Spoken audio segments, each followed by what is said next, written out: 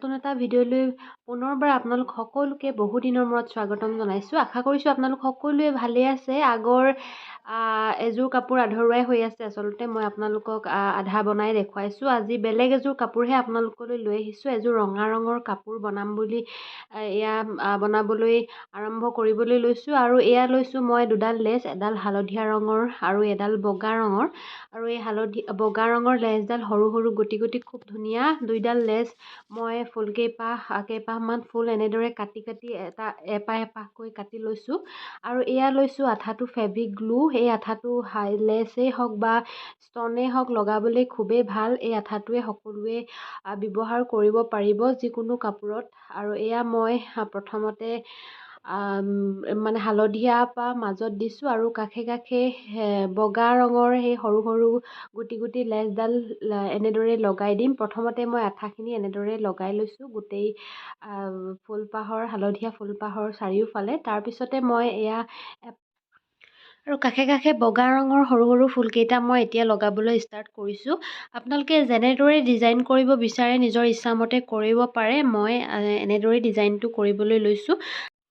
আৰু এইখিনিতে বহুতৰে প্ৰশ্ন হয় যে আঠা লগাই এনেদৰে লেচ বা ফুল লগালে এৰি যাব নেকি? আচলতে প্ৰথমতে যেতিয়ালৈকে আঠাটো ভালদৰে নুশুকায় তেতিয়ালৈকে এৰি যোৱা চান্স থাকে। অলপ সময়ৰ পিছত ভালদৰে লগাৰ পিছত শুকোৱাৰ পিছত কেতিয়াও এৰি নাযায়, খুব টানকৈ লাগি ধৰে। আৰু আকৌ এপাহ ফুল মই এনেদৰে লগাই দেখুৱাব বিচাৰিছোঁ আপোনালোকে হয়তো খুব ধুনীয়াকৈ বুজি পাইছে। খুব কম সময়ৰ ভিতৰতে এনেদৰে এযোৰ খুব ধুনীয়া ডিজাইন কৰি কাপোৰ উলিয়াব পাৰি। আকৌ মই এনেদৰে আঠাখিনি দি লৈছোঁ আৰু তাৰ ওপৰে ওপৰে ফুলকেইপাহ ধুনীয়াকৈ লগাই দিম। আৰু অলপ সময় শুকাবলৈ লাগিব যিহেতু, সেইকাৰণে অলপ সময় শুকোৱাৰ তাৰপিছতহে মই কাপোৰযোৰ লৰাম। আপোনালোকে যদি বনাই লগে লগে কাপোৰযোৰ লৰাই নিদিব, নহ'লে ফুলকেইপাহ এৰি যাব। আকৌ আগৰ ফুলপাহৰ ডিজাইনতে হালধীয়া ফুলপাহৰ কাষে কাষে এনেদৰে আঠা দি বগা ৰঙৰ সৰু সৰু গুটিকেইটা ফুলকেইটা লগাই দিছোঁ। আৰু এনেদৰে লগাই মই গোটেই কাপোৰযোৰ কমপ্লিট কৰিছোঁ। আপোনালোকে কেনেকুৱা দেখিছে ডিজাইনটো কমেণ্ট কৰি জনাবলৈ নাপাহৰিব।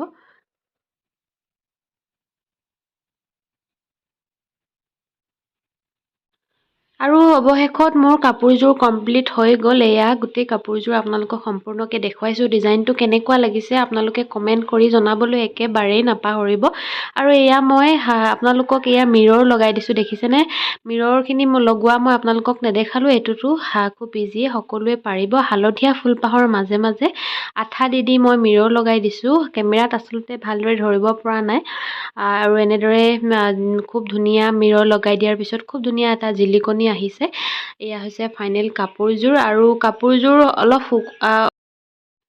কাপোৰযোৰ অকণমান শুকোৱাৰ পিছত যেতিয়া নেকি কাপোৰযোৰ মই লৰাব পাৰিছোঁ, এৰি যোৱা নাই, তাৰপিছতে মই অকণমান সময় ৰ'দত উলিয়াই দিছোঁ যাতে কাপোৰত লগোৱা ফুলৰ আঠাখিনি ভালদৰে শুকায় আৰু খুব টানকৈ লাগি ধৰে। অকণমান সময় আপোনালোকেও যদি বনাই অকণমান ৰ'দত দি দিলে খুব ধুনীয়াকৈ খুব কম সময়ৰ ভিতৰতে শুকাই যাব। আৰু এয়া হৈছে এইখন আছে মেখেলা আৰু বতাহত উৰি আছে। আৰু এয়া চাদৰখনত মই বগা ৰঙৰ এডাল ধুনীয়া লেচ লগাই দিছোঁ চাদৰখন পাৰিটো। আৰু আজিৰ ভিডিঅ'টো ইমানেই। যদি ভিডিঅ'টো চাই ভাল পালে প্লিজ লাইক কমেণ্ট কৰিব। আৰু যিসকলে চেনেলটোলৈ নতুনকৈ আহিছে, ইউটিউবত চাই আছে, তেওঁলোকে চেনেলটো ছাবস্ক্ৰাইব কৰি দিব। আৰু ফেচবুকত চাই থকাসকলে পেজটো ফ'ল' কৰি দিব। আৰু এনেধৰণৰ নতুন নতুন ভিডিঅ'সমূহ পাই থাকিবলৈ ন'টিফিকেশ্যনটো অন কৰি দিব। আজিৰ ভিডিঅ'টো ইমানেই। ধন্যবাদ।